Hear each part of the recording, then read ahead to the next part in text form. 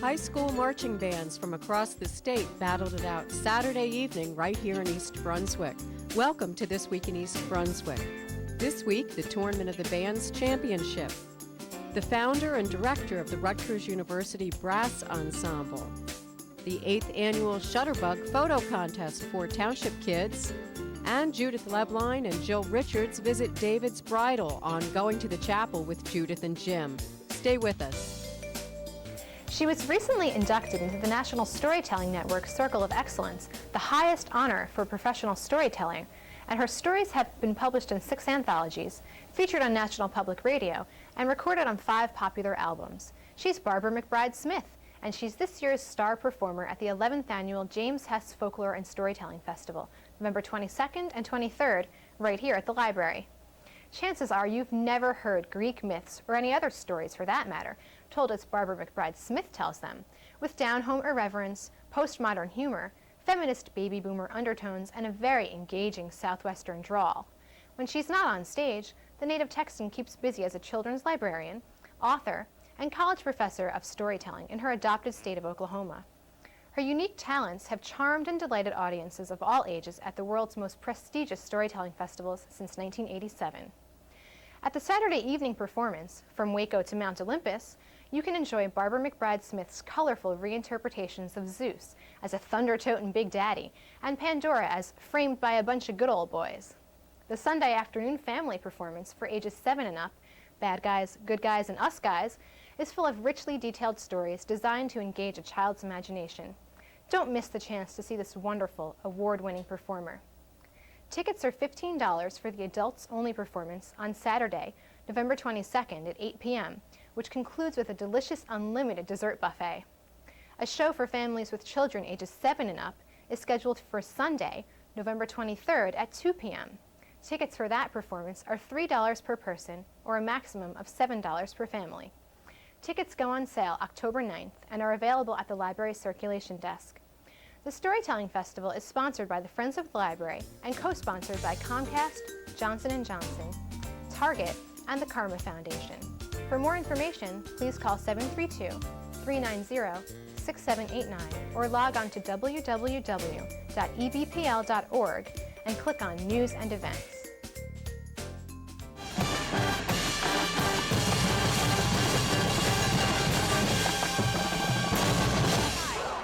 I'm Trish LaDuca, Coordinator of Community Relations and Programs for the East Brunswick Public Schools, and I'm here at J. Doyle Field at East Brunswick High School tonight with Mr. John Kish, Director of the East Brunswick High School Marching Band.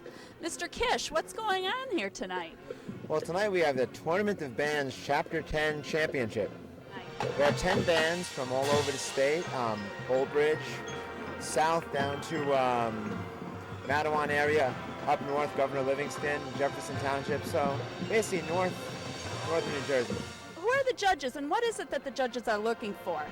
The judges are from the American Judges Association. They're looking for complexity and cleanliness of music, excitement, effect, emotion, all kinds of things. They judge on what you do and how well you do it.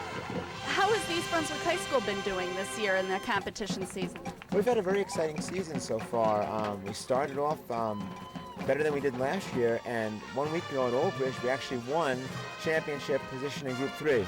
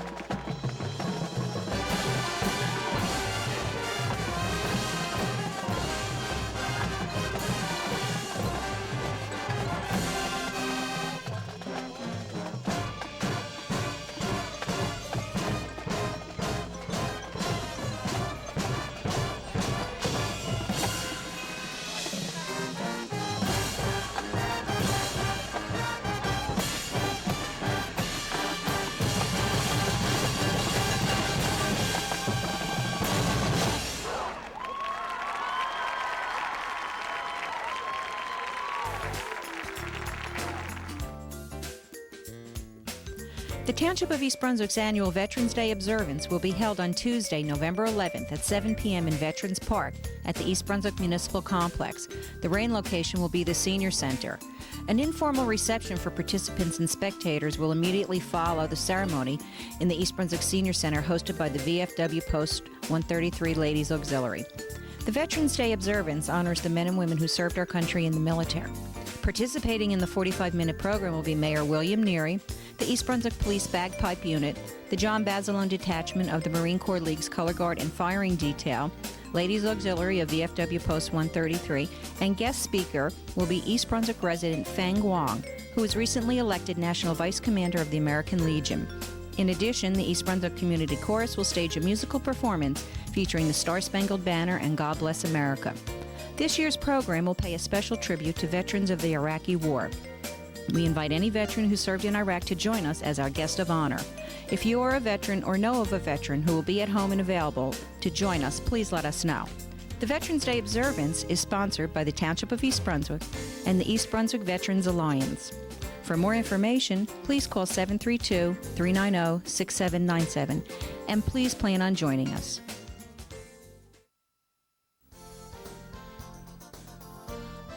Holiday time is shopping time. When you think shopping, think East Brunswick.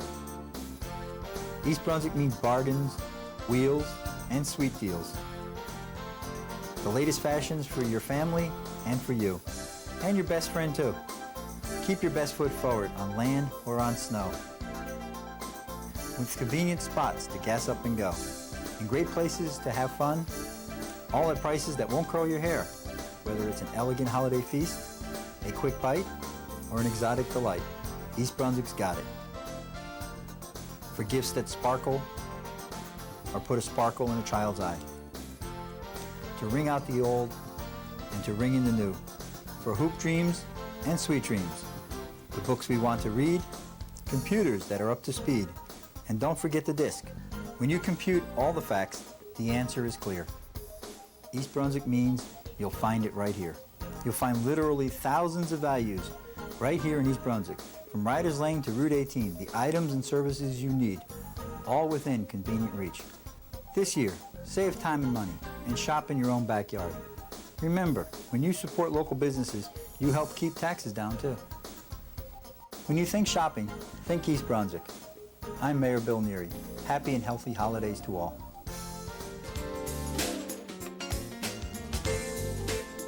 Hi, I'm Cindy O'Connor for This Week in East Brunswick. Joining us here in the studio today is Professor Scott Whitener. He is the founder and director of the Rutgers University Brass Ensemble. Welcome. Thank you. Tell us about the Brass Ensemble. Just what sort of group is this? Well, it's unique in the United States. None of the other music schools and music colleges throughout the United States have anything quite like this that plays on this level. This is a large brass ensemble. I suppose the best way to understand it would be to think of a symphony orchestra and the brass section of a symphony orchestra.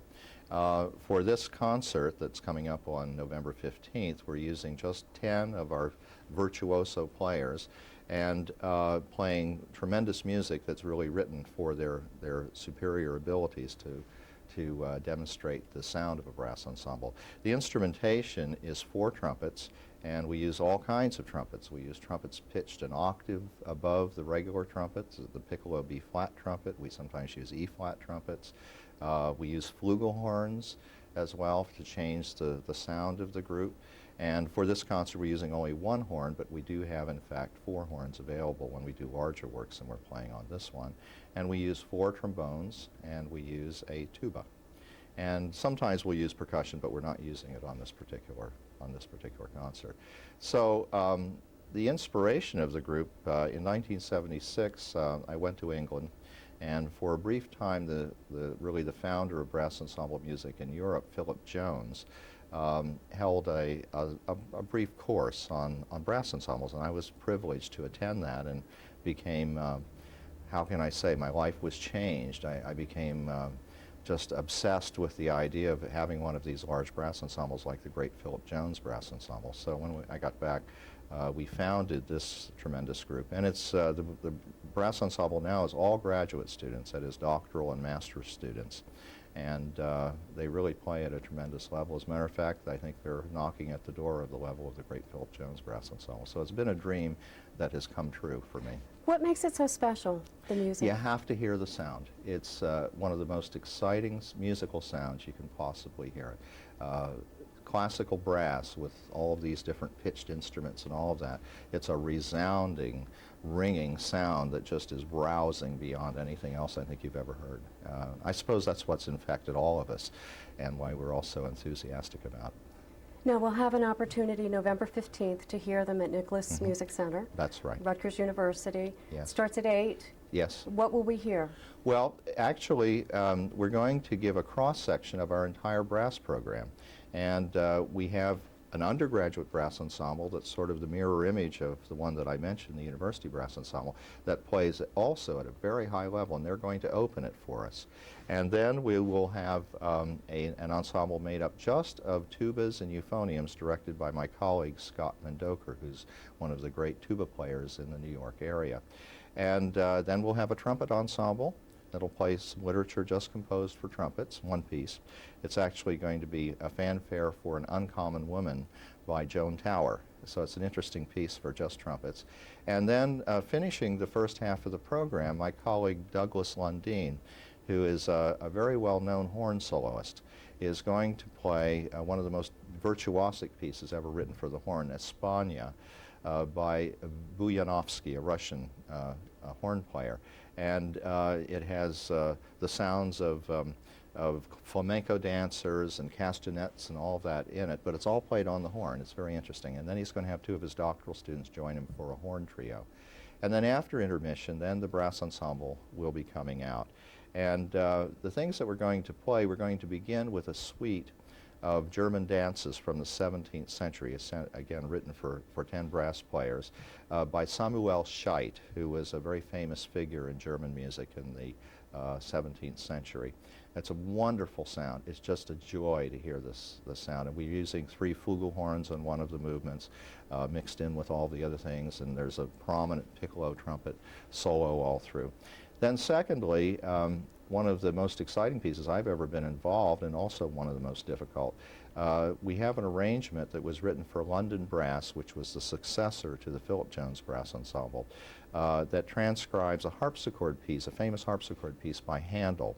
If you think about harpsichords plucking strings, and imagine 10 brass players doing this, it's quite a remarkable piece. It's called The Song of the Blacksmith.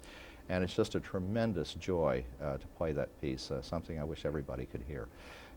Then the large work on the program is by a composer from Munich, Robert Delanoff. And this is, again, one of the most difficult pieces, if not the most difficult piece in the entire repertory.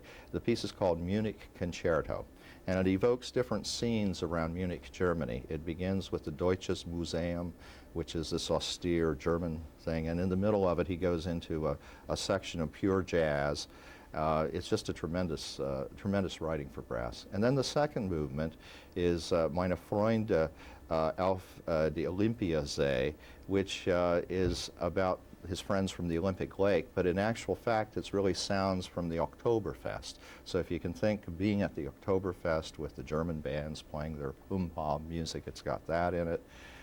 It's got sounds of cuckoos, and it's a comic movement, and it's really superbly written, and it's quite funny to play, and of course everybody enjoys playing it, I might say. And then the finale is just a brilliant modern finale that I think is quite rousing. It sounds like a really interesting and exciting concert. We'll be sure to put up the phone number and the university website so that people can get tickets.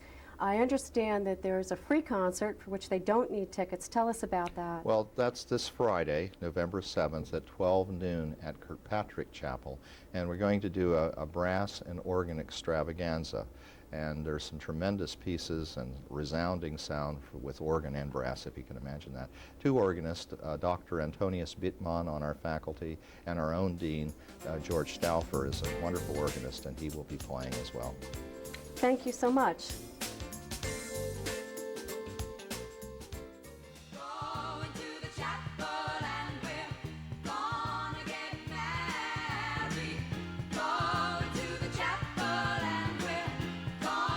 Hi, I'm Jill Richards with This Week in East Brunswick.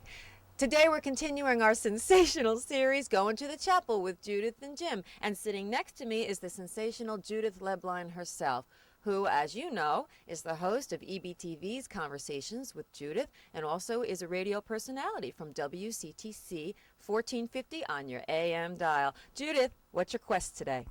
Well, Jill, I'm here to find my wedding gown, and at David's Bridal on Route 18 in East Brunswick, it's really a difficult thing, so I hope you're ready for a long day. What do you think, girls? Is Aunt Judy going to keep us here all day? Yipes. Well, we'll see. I think she's quick on her feet. While the girls are trying on their gowns and trying to find the perfect one, you and I are going to go around and see what a bride needs for her perfect day. Every bride needs sensational flowers for her wedding day, and the East Brunswick florist on Route 18 in East Brunswick hasn't let us down. In front of me you see 4 beautiful bouquets, 2 for flower girls, 2 for the bride. The red rose little ball that you see next to me with the handle is for our flower girls. It's neat for those little girls who want to hold something that looks a little bit like a handbag. The other flower girl bouquet is a soft pink rose bouquet with a beautiful butterfly and some shiny ribbon. We know how our girls like those butterflies. We also have 2 beautiful bridal bouquets, one which is a medium-sized spray, which is trendy right now, with bits of gold in it, because gold in our bridal gowns is very trendy right now. And last but certainly not least is our traditional handheld bouquet with soft pink and white roses. Nobody does pure white anymore, with little touches of colored rhinestones. Also very, very important in your bridal gown. Here I am in front of this beautiful accessory wall. Girls, the word is coordinate, coordinate, coordinate.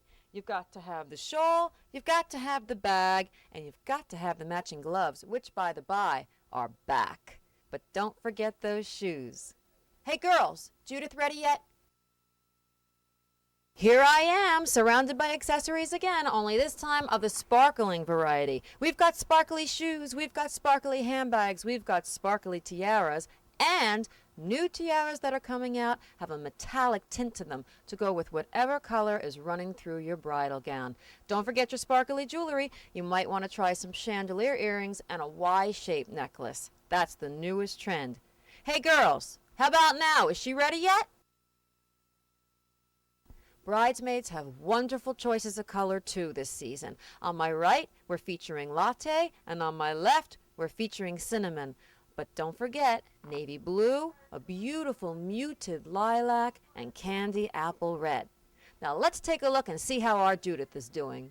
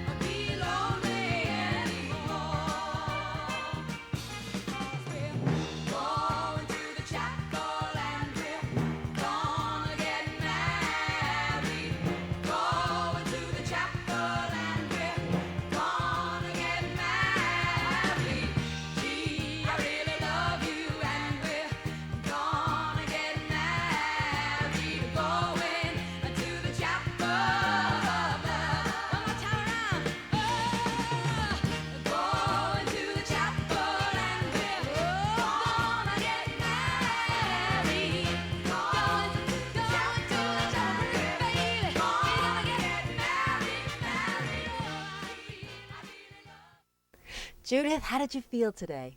You know, Jill, trying on wedding dresses makes you feel fabulous. I think all women should just do it once a year because you never feel this glamorous, and I never thought I would get into it, but, well, you know, what's a couple dresses? A couple dozen dresses.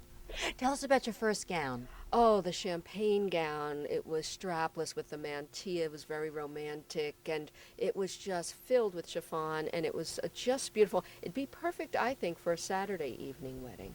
Very And nice. this dress is a bride. This just screams bride. And you know, with the trail of gold, which seems to be one of the big trends in this beautiful embroidery, I could see it in a beautiful cathedral dragging behind me.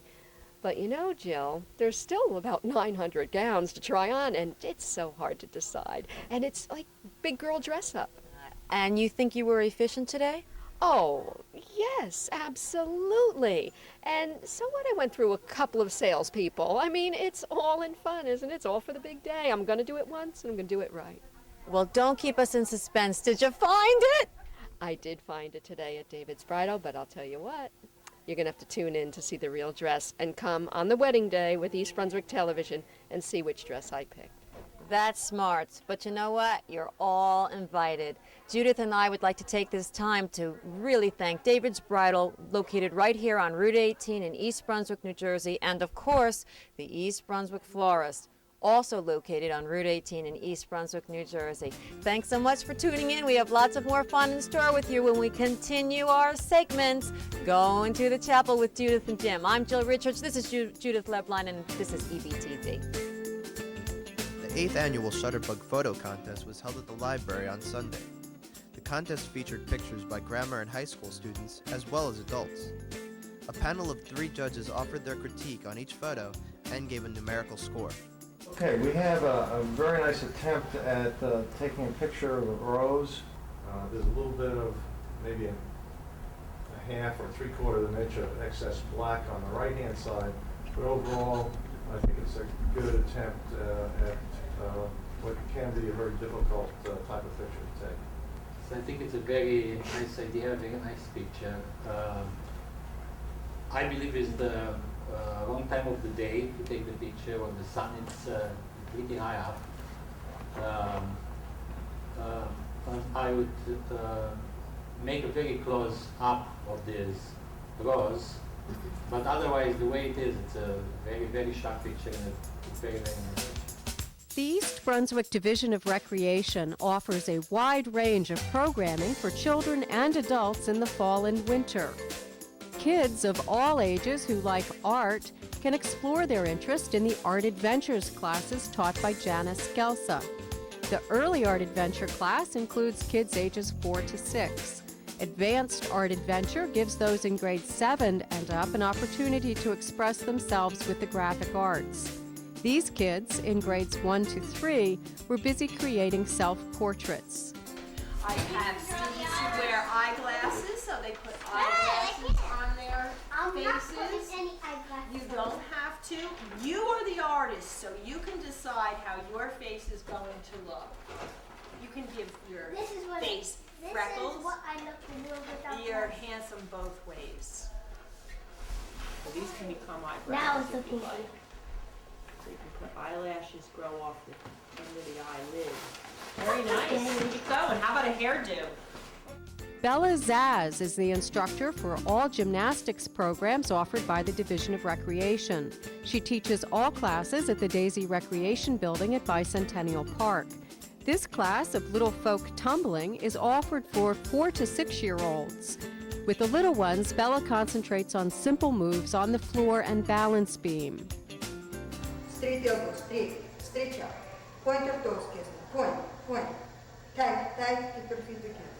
Put your right foot on the beam. Lay down your stomach. Feet together, point your toes. Arch your back, head in your back. Hold it, don't rush. Knees together. Point your toes. Straight elbow.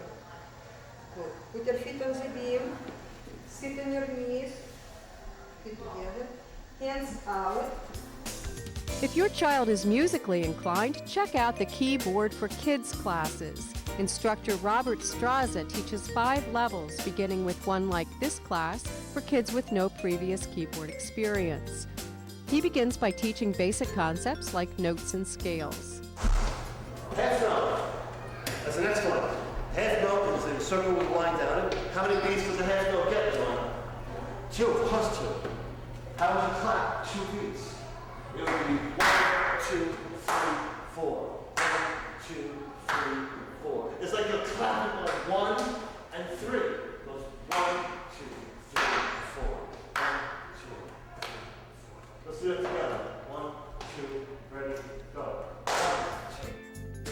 Creativity in the kitchen is encouraged in the township's Food Funtastics classes taught by Jamie Rothfuss.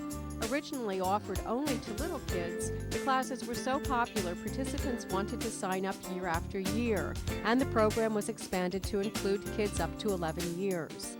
Jamie and the kids put together recipes of pasta, fruits, and vegetables, but the sweet projects of things like cookies and brownies tend to be the favorites. So here's the recipe, and I'm going to let you guys try this, all right? We'll see if you can work on it, and maybe we can go around in a circle. We can start with one person. All right, in a large bowl, sift together dry ingredients. So what are our dry ingredients? Flour, sugar, baking powder, salt, cinnamon, nutmeg, pumpkin berry. Nope, that's wet. The township-sponsored recreation programs engage professional instructors and are reasonably priced, and they're close to home. For more information, take a look at the Recreation Parks and Community Services catalog or call the Division of Recreation at 732-390-6797. That's all for this week. Thanks for watching.